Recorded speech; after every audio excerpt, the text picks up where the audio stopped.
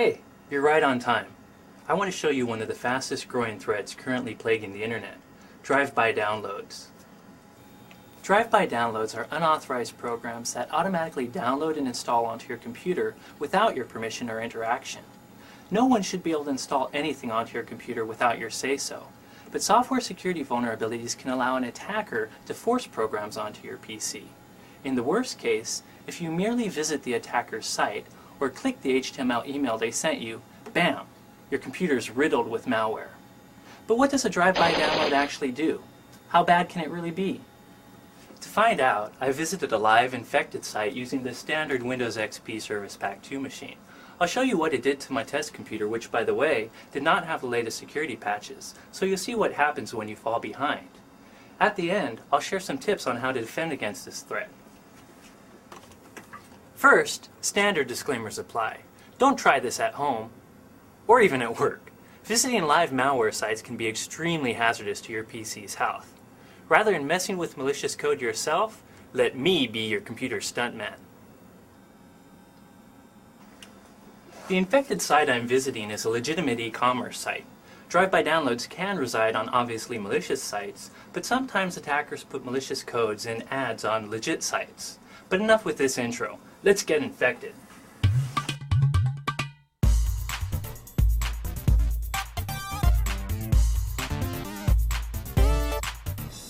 Here we go.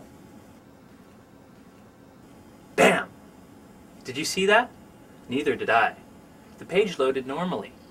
That's the scary part, because the drive-by download has already happened. Some attacks tip you off by crashing stuff. Other times, nothing visible happens. In this case, the malware loads stealthily, but then makes itself obvious. Here, I'll minimize my browser and show you. My desktop's wallpaper has changed to a message claiming I have a spyware infection. I also have a new icon in my system tray, and it also warns about spyware by popping up a message. If I click that message, a mysterious application called Spy Sheriff pops up. Guess what? I never installed Spy Sheriff. Attackers commonly install malware that masquerades as security software, hoping you'll pay their activation fee. If you do, the fake software doesn't clean up its own mess. It's kind of like I rob you, I run away, then I run back up to you and I shout, "You've been robbed! Pay me and I'll tell you who did it." Here are some other visual clues that a drive-by has hit your machine.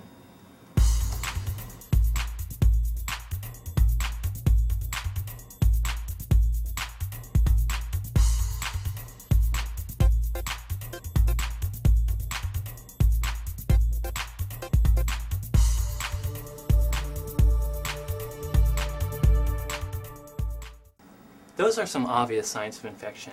Now let's see what happened to my PC behind the scenes.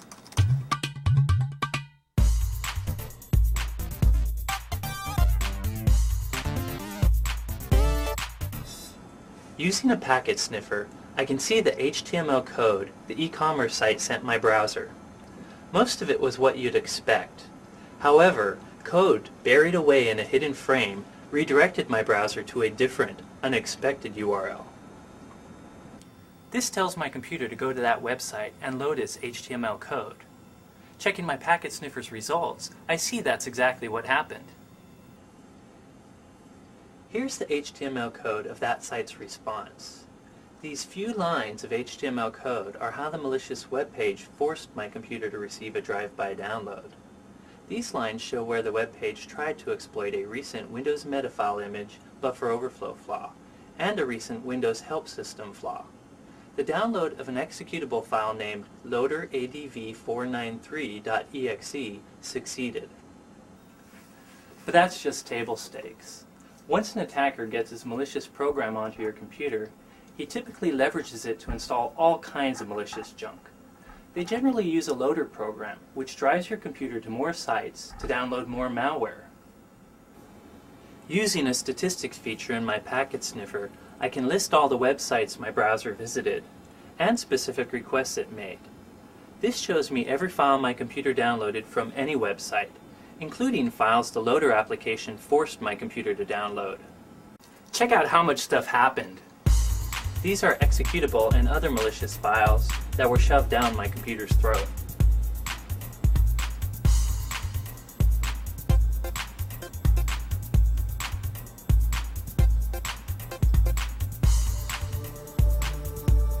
And here are just some of the domains the loader program instantly sent my computer to. The drive-by download not only installed its malicious application, it also started a chain reaction that made my PC bounce all over the internet, downloading malicious applications. As you saw, this all happened instantly, without any visible clue. What do these apps do? They're all pretty bad. For instance, drsmartload.exe is a downloader Trojan which will download, install, and run new software without notifying the user it's doing so. WinSysBan is a Trojan which communicates with websites and creates registry run keys for malware. mm.exe is a backdoor, and ef.exe gathers email addresses to send spam to. You can Google on the specific names of the others to find out what they do.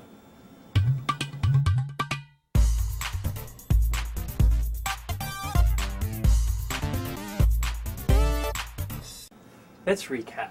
My browser landed on a corrupted website. With no interaction from me, a tool downloaded and installed, then forced my computer to make connections all over the internet, downloading malware applications. The applications took over my PC and did several things. Open backdoor access for the attacker, install Trojans to deliver ads and more malware, and turn my computer into a spam relay. So at this point, my test machine is spamming the world with several email messages that I, the user, do not see or even know about. But using the results of my packet sniff, I can reassemble the message my computer was spamming out. Let's see what my machine was telling the world. Oh great. This is just one of the several obnoxious emails going out, with my IP address as the source. Good thing I killed it immediately. How much garbage did the drive-by cram onto my computer? To find out, I ran 3 different virus and anti-spyware programs. Lavasoft's Adware found 35 malware objects, mostly registry keys and values that had been maliciously altered or inserted without my permission. Webroot's Spybot Search and Destroy found 77 malware objects. Some of these did overlap with Adware's findings, but still, 77 objects. A great free antivirus package, AVG, found 89 infected objects. There's no point in showing you all the files, but for example, look at how much AVG found in Trojans alone. My test PC is now a cesspool of computer disease. Even with great spyware and virus cleaning software, to fully recover this PC I'm going to have to reformat its drive and wipe it clean. But let's suppose this was not a test computer. This attack could have just as easily installed a keylogger. Then I'd have to worry about all the sensitive information the attacker could have compromised. And in some states I might be legally obligated to report this incident to my customers. What a world of hurt. How'd you make sure this never happens to you? I'm glad you asked.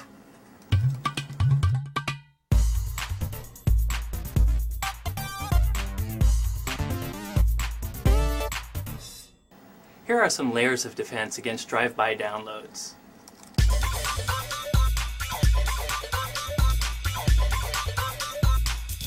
Apply all operating system and web browser patches as soon as possible. In my test, I hadn't fully updated Windows or Internet Explorer. To get onto my machine in the first place, the drive-by download used tricks that wouldn't have worked against the latest Microsoft patches.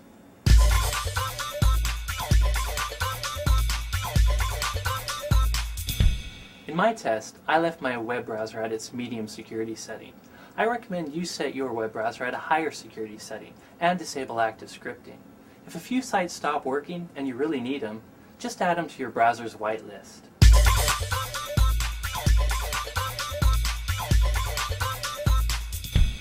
Most WatchGuard Firebox models have HTTP and SMTP proxies. They allow you to block many dangerous files at your gateway, so be sure to use them, both inbound and outbound. If my Firebox had blocked these files, even assuming the loader program in this example had gotten onto my computer, outbound proxying would have prevented my computer from making all the subsequent malicious downloads.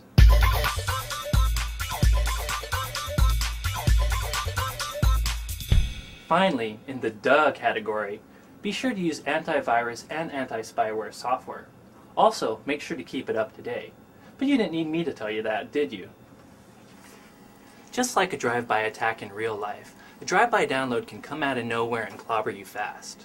But now that you're armed with knowledge and a firewall that offers true zero-day protection, you have everything you need to put your defenses in place. The rest is up to you.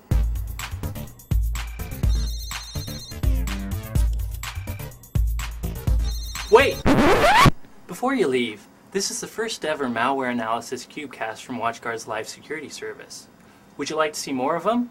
You won't, unless you tell us you want it. If you'd like to see more videos showing you how rootkits or botnets or keyloggers work, just ask. Email us at your.opinion.matters@watchguard.com. Just put CubeCast in the subject. This is Corey from Live Security's World Headquarters saying, problem solved.